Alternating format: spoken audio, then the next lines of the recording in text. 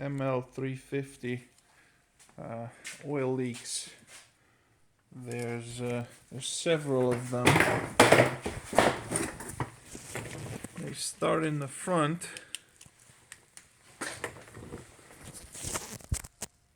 And I'm assuming this drain plug is leaking, causing all of this. But there's some that goes towards the back, and they're actually higher than the drain plug. The oil is gonna run down. It's never gonna go up higher. So there's a possibility that this oil pan is leaking as well. I see droplets forming on the screws, and then it's dripping on the rack. And it's just wet all the way around it. Yeah, all the way around. The problem with that is that to get to that oil pan, to be able to drop it and reseal it, we have the subframe, the sway bar, and also the power steering rack over there that runs all the way across.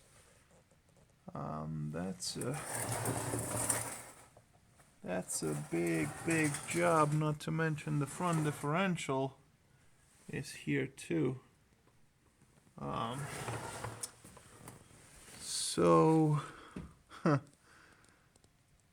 Yeah, it's not looking pretty. If this was my car, I would just replace this drain plug or the seal, clean everything up. Of course, that sounds easier said than done. This is a lot of cleaning, but just clean everything up and then see if it starts leaking again from the top, which is the oil pan seal, or if all this stuff is just coming from the drain plug and maybe up higher. I don't know if this car had a power steering pump put in. I see let's see if I can get to it.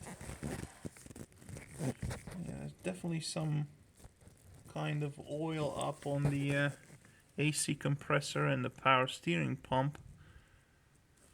So that might be leaking as well, and it's just running down. I checked the fluid on the power steering, and it's fine. I see this oil cooler kind of sweating as well, right there, behind the belt. See? I mean, it's just everywhere. Now, moving on to the back of the engine, there's some oil here. Between the engine and the transmission, I don't think it's the rear main seal. I think this is all just dripping from the top. If you see up there zooming in, that is the breather, the PCV valve, and there's some cam plugs out there too. Those are leaking as well, and that it's just gonna find its way around the side of the block and gather over here. And the same thing on this side.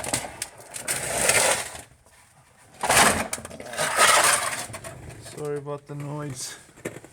It's just gonna come from the top. God, I can't even get the camera in there.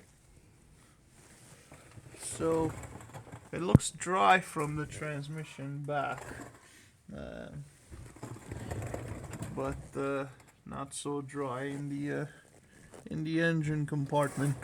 Now, if I go to the top and look on the back of the engine, again, that's the breather. That's the one that we know it's leaking. There's also these cam plugs that are leaking. So this one has the breather and the cam plug. But on the driver's side, there is a big cam plug right there. This guy right here looks like a hockey puck. And there's another one a smaller one. Let's see if I can get to there. Right there. So all that will leak and dribble down. So yeah, it's a lot of there's a lot of possible spots where the leaks are coming from. Personally, I would start with the top because, like I said, oil is just going to run down. It's not going to come from the bottom up. So I would do the breather valve, the 2 cam plugs on each side, or I should say 1 over here, 2 over there, and the breather valve. In the front, I would clean all this stuff up and maybe replace that drain plug or the drain plug seal, because I also noticed on this side the power steering rack is also wet, and it goes all the way. Look at the tie rod. Tie rod is all caked up in oil and dirt all the way. To compare it to the other side, take a good look at this side and notice how the other side is nice and clean and dry. So there is a possibility that the rack itself might be leaking, and I know you said it's kind of hard to steer and whatnot, so it could be the rack. Also, I noticed in here those are junkyard markings. This subframe was replaced for some reason. I don't know if it was because the car was hit or because it was rusted or what. And I wonder if that's got something to do with the oil leaks in the front. I'm not sure.